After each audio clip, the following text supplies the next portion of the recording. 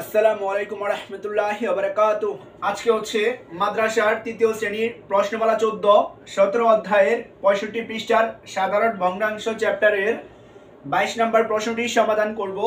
22 নম্বর প্রশ্নটি হচ্ছে একটি লাঠির 5 ভাগের 1 অংশ কালো রং করা, 5 ভাগের 2 অংশ লাল রং করা, লাঠিটির কত অংশ রং করা?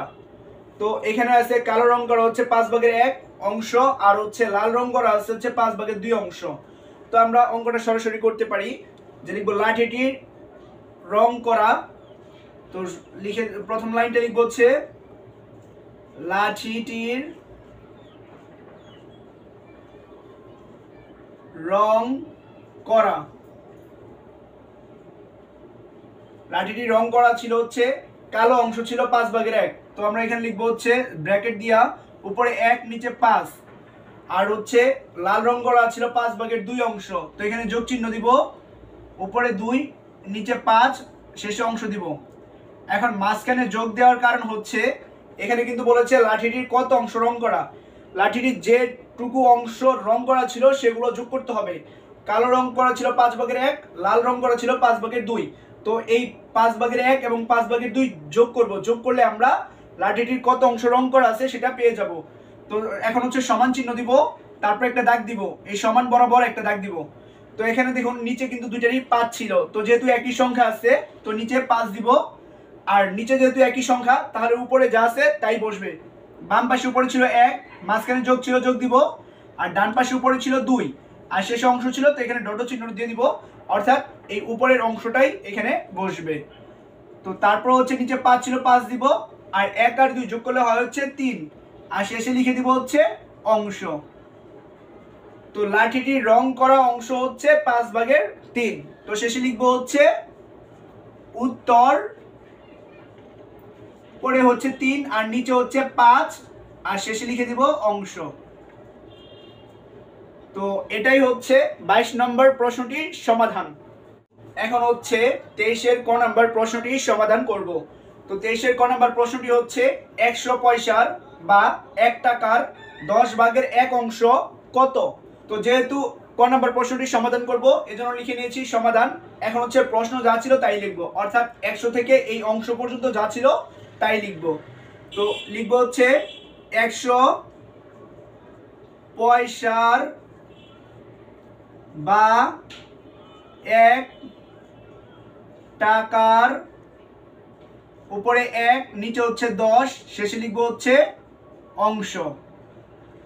এখন দেখুন এখানে ছিল 100 পয়সার বা 1 টাকার 10 ভাগের 1 অংশ। এখন এখানে দেখুন পয়সার র চিহ্ন আছে, এখানে টাকার র চিহ্ন আছে, তো এই রতে বোঝা হচ্ছে এর, পয়সা এর, এর মানে হচ্ছে গুণ। এখন কি করবো, 100 নিচে কিন্তু কিছু নাই, নাই মানে নিচে হচ্ছে 1 আছে। তো নিচে যেহেতু 1 আছে তো 100টা হচ্ছে উপরের সংখ্যা, এখানে 10টা হচ্ছে নিচের সংখ্যা। এই 10 দিয়ে করবো কি, 1 কে কিন্তু আমরা ভাগ দিব না, 10 দিয়ে আমরা এই 100 কে ভাগ দিব। তো 10 দিয়ে যদি আমরা 100 কে ভাগ দেই 10 10 এ 100, তো আমরা এখানেও কেটে দিয়েছি এটাও কেটে দিয়েছি, 10 দিয়ে 100 কে ভাগ দিয়েছি, 10 10 এ 100 পেয়েছি, ভাগফলটা আমরা উপরে লিখেছি। এখন দেখুন এখানে যে 10 ছিল আর এই যে এখানে 10 এর উপরে যে 1 ছিল, এই 10 আর 1 গুণ দিব, কারণ হচ্ছে এখানে কিন্তু ছিল কি পয়সার, অর্থাৎ পয়সা এর, এর থাকলে গুণ দিতে হয়। তো যদি 10 দিয়ে এই 1 কে গুণ দেই 10 অক্ষে 10, তো 10 আর এটা যেহেতু পয়সা ছিল তো এখানে লিখে দিব পয়সা। তো এখন হচ্ছে লিখব উত্তর 10 পয়সা। তো এটাই হচ্ছে ক নাম্বার প্রশ্নটির সমাধান। এখন হচ্ছে খ নাম্বার প্রশ্নটির সমাধান করব। তো খ নাম্বার প্রশ্নটি হচ্ছে 30 দিনের বা 1 মাসের 6 ভাগের 1 অংশ কত? তো খ নাম্বার প্রশ্নটির সমাধান যেহেতু করব এজন্য লিখে দিয়েছি সমাধান। এখন হচ্ছে এই 30 থেকে অংশ পর্যন্ত যা ছিল তাই লিখে নিব। তো 30 দিনের বা 1 মাসের, উপরে ছিল 1 আর নিচে ছিল 6, তারপর লিখবো হচ্ছে অংশ। এখন দেখুন এখানে ছিল 30 দিনের বা 1 মাসের 6 ভাগের 1 অংশ। তো এখন এই 30 এর নিচে কোনো সংখ্যা নাই, তার মানে 30 এর নিচে 1 আছে আর 30টা হচ্ছে উপরের সংখ্যা। তো নিচের সংখ্যা দিয়ে উপরের সংখ্যা কাটাকাটি করা যায়। এখানে 30 দিনের বা 1 মাসের ছিল, তো আমরা 1 মাস এটাকে কাটবো না, তো এখানে কাটাকাটি করবো হচ্ছে 30 দিনকে। তো এই নিচে যে 6 ছিল 6 ঘরে নামটা পড়বো যাতে 30 হয়, অর্থাৎ 6 দিয়া এই 30কে ভাগ দিব, 5 6 30, তো ভাগফল হয় 5, সেই 5টা উপরে দিব। এখন দেখুন দিন যোগ এর, অর্থাৎ এখানে কিন্তু র আছে, র থাকলে এর বোঝাচ্ছে, তো এর থাকলে গুণ করতে হয়, তো উপরের সংখ্যা গুণ দিব, আর নিচে যেহেতু সংখ্যা নাই তো লেখার কোনো প্রয়োজন নাই।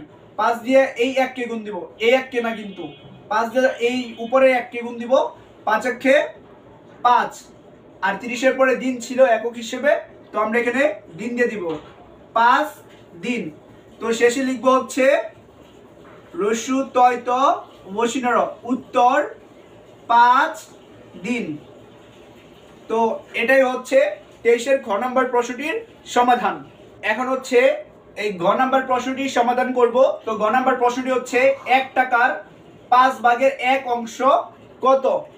এখানে কিন্তু দেখুন 1 টাকার এই 1 টাকাকে হচ্ছে ভাঙাইতে হবে, তো আমরা জানি 1 টাকা মানে হচ্ছে 100 পয়সা। এখন তো কি করব, এখানে আগে লিখে নিব 1 টাকার বা 100 পয়সা, কারণ 1 টাকা সমান আমরা জানি হচ্ছে 100 পয়সা। তো লিখবো 100 পয়সার উপরে হচ্ছে 1 আর নিচে হচ্ছে 5, আর শেষে হচ্ছে এই অংশ ছিল, অংশটা লিখে দিব। তো এখন হচ্ছে এই 100 নিচে কিন্তু কোনো সংখ্যা নাই, তার মানে নিচে 1 আছে আর 100টা হচ্ছে উপরের সংখ্যা। তো এই 5 দিয়ে এই উপরে 100কে ভাগ দিব, ভাগ দেওয়ার কারণ হচ্ছে এখানে কিন্তু দেখুন পয়সা পরে কিন্তু বসিনারও আছে, তো এই বসিনার তো বোঝায় পয়সা, এর বোঝাচ্ছে, এর থাকলে গুণ করা বোঝায়। তো ভগ্নাংশ হচ্ছে নিচের সংখ্যা উপরের সংখ্যা দিয়া কাটাকাটি করা যায় বা ভাগ করা যায়। তো 5 দিয়ে কিন্তু 100কে ভাগ যায়, 5 20 100, তো ভাগফলটা হচ্ছে 20 হয়, সেই 20টা আমরা উপরে লিখবো। এখন এখানে ছিল 20 আর এইটার 5-এর উপরে ছিল 1, 20টা উপরের সংখ্যা, একটা হচ্ছে উপরের সংখ্যা, এই 20 দিয়ে 1কে গুণ দিব, তো সমান দিয়ে লিখবো 20কে 20। এই 100-এর পাশে কিন্তু ছিল কি পয়সা একক হিসেবে, তো আমরা এখানে লিখবো পয়সা।